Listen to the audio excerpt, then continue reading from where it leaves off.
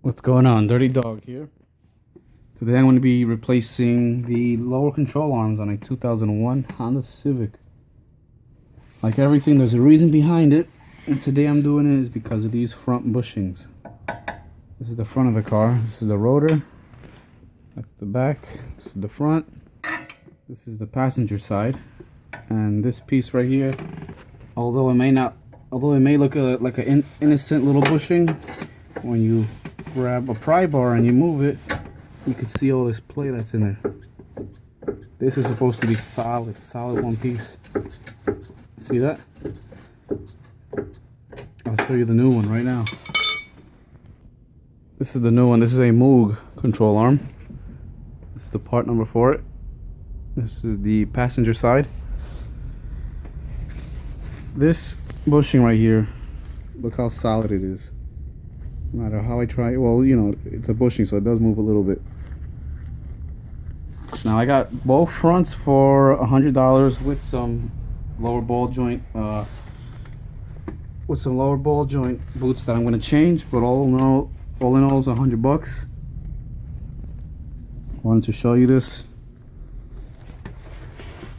as you compare it to this one that's basically has free play. When I drive, I can feel the steering wheel getting out of my hands, and when I hit certain bumps, it moves also. Not the steering wheel getting out of my hands, but just the steering doesn't feel too confident. So I did go ahead and start this. Obviously, you jack up the vehicle safely, put it on jack stands. You gotta remove everything that's around the lower control arm. So I loosened up the sway bar on both sides. See it right here? This is a 14mm bolt. At some point, someone had replaced the lower ball joint. That was an 18mm. You take the cotter pin out, which is right there, and I have this special ball joint tool that you basically wedge it between the ball joint, and this is the bottom of the ball joint bolt. There's a castle nut, so you loosen that after you take the cotter pin out, just until it's flat up against the bottom of the bolt, so the castle nut is flush with the bolt. So you shove this in there. You might have to tap it a few times, and I guess this tool you might be able to rent, but a friend lent me this one. So what this does is, as you're tightening down on this side, this part of the fork starts pushing up on the ball joint as it's locked in here. So you're gonna feel it get very, very tight, and at the end you give it a few taps, let's say underneath the arm or right underneath here. Try not to hit this too much, and you're gonna feel it. You're gonna feel it pop off. So now I'm gonna loosen this, and that whole hub should be able to basically swing off. Well, not swing off because I still have the strut on, but the lower control arm should be able to come off. So you loosen that off. This comes out.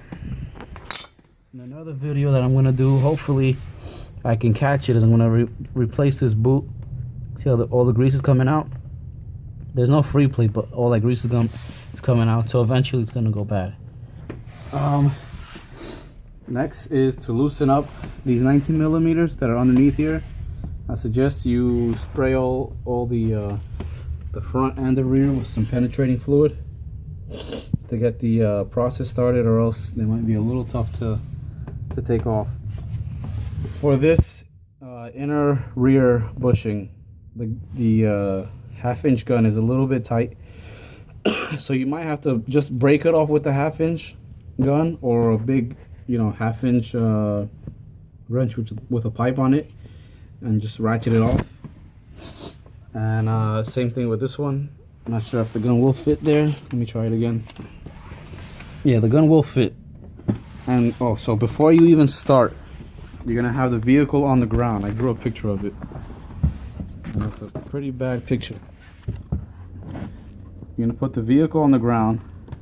So let's say this is the front of the car. There's the headlight, front bumper, quarter, or front fender. You're gonna measure from the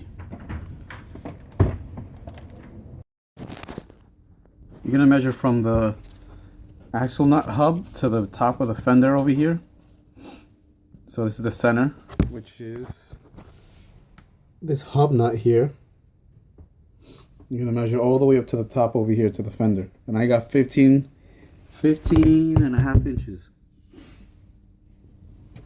So let me see if I can do this. Pretend the wheel is on. Right? Pretend the wheel is on. You're gonna measure from the center of the hub to the top of this. Should be 15 inches. Well, you know, every car is different. That's how my car was sitting. So basically after that, once you install it, you put a jack underneath the ball joint and you jack the car up by the ball joint. Don't overdo it, but just until you are able to compress this enough to equal those 15 and a half inches. What the reason why you do that, because this one over here, this bushing over here, it's kind of like you're setting a preload in a way, because then if you tighten it all the way sag down and then you drop it on the ground, you're gonna wear it out prematurely, because this doesn't articulate like a, see how it doesn't turn? It's kind of solid rubber mounted piece. It doesn't articulate like a ball joint, like a tie rod or a ball joint. So that's why you got to do that. All right, so now I'm gonna remove the ball joint. I mean, well, completely remove the ball joint and take the control arms out. All right, so now I'm gonna try and wiggle this ball joint out. There you go. That slides out just like that. Let's see how this is gonna go.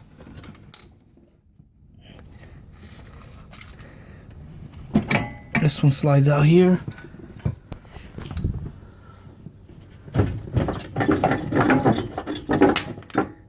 Okay. Now the lower ball joint needs to come out. Let me see if I could see this. This is supposed to be one piece in there, so this was wobbling around for a while. Okay, so now I gotta pop this ball joint out. There you go. There you go. That's the arm. That's just some grease that's coming out of the boot. I'm gonna attempt to make a video on this. Alright. So this is supposed to be in here as one piece. This should not be like this at all. This is the worst I've ever seen it. With the lower control arm. And this is the new one.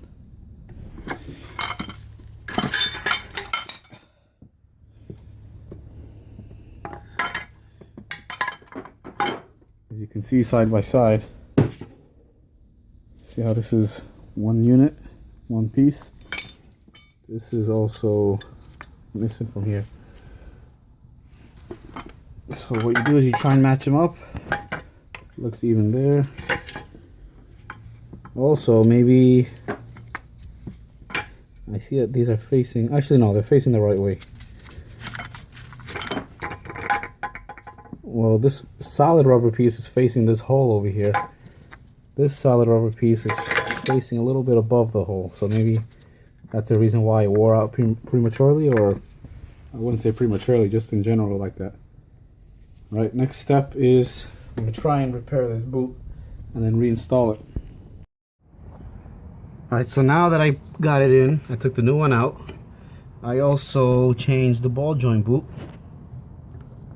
It's pretty difficult to do. This is the old one, and there's a bunch of pieces of it right here.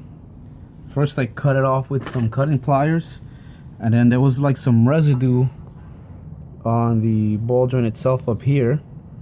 So all I did was use a wire wheel and a electric drill to get all that residue off. This one doesn't fit perfectly. I went on Rock Auto and I just typed in lower ball joint boot, and this is the company that came up, Beck and Arnley, whatever. So what I did was I packed it with grease. As you can see, the grease coming out. That way it won't rust up prematurely. I like using that word, premature, hee hee. And so now I got the lower ball joint on.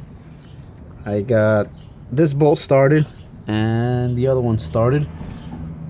So what I'm gonna do now is come with a tape measure and measure up my my hub to my top fender piece right here. And with a jack, I could either put it underneath the rotor, which is probably not that safe, or there's a flat spot right here. Yeah, it's hard to see. Right there on the ball joint, on the lower control arm. Sorry, I keep saying ball joint. Do not put it on here. You'll mushroom this up. So I'm going to tighten this just a little bit more and raise this up to 15.5, and then I could tighten down the bolts over here. Here's an issue that I ran into. This nut kept spinning when I was trying to tighten it with the ball joint inside. So this whole ball joint and the threads kept spinning with the nut. So what I did was I put a jack underneath the control arm and I put some weight on it. And as you can tell, now it's not spinning. Now it's actually just tightening it. Right there. Just a little tip if you got a ball joint or a tie rod that just keeps wanting to spin. You see how it's getting tighter? You just lock that up right there. Alright. Look for the cotter pin hole. There it is. It's a little dirty, but that's the cotter pin hole right there. Come on, focus.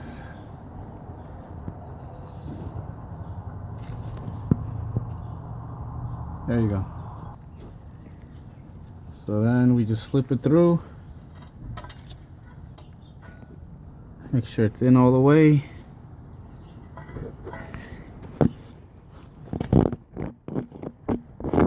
There you go. This is a different style cotter pin. This is more like a locking cotter pin. But yeah, so now I'm going to show you the measurements.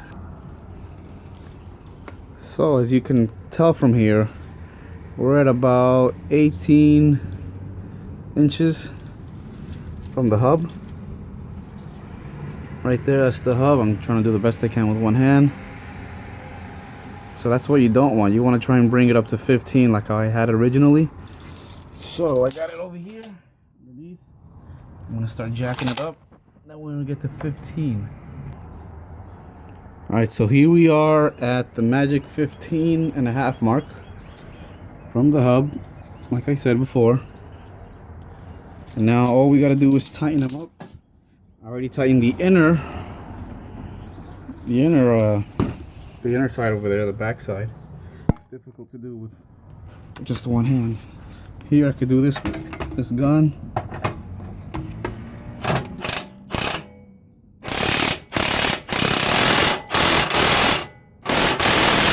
Just snug that up. Got this back down. It's still gonna drop. It's still gonna drop because obviously it's being suspended in the air, but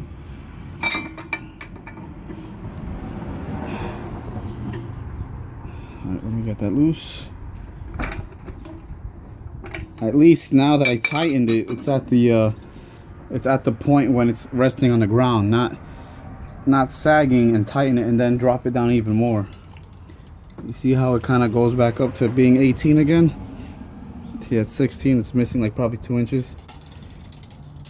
But yeah, this is the procedure for changing a lower control arm on a 2001 Honda Civic. Hope this helps out somewhat. And I got a corny catchphrase, which is don't be afraid to get dirty. No matter what the hell you do, you never end up being clean, or else I wouldn't be doing this. Alright guys, thanks for watching. Take care. Peace.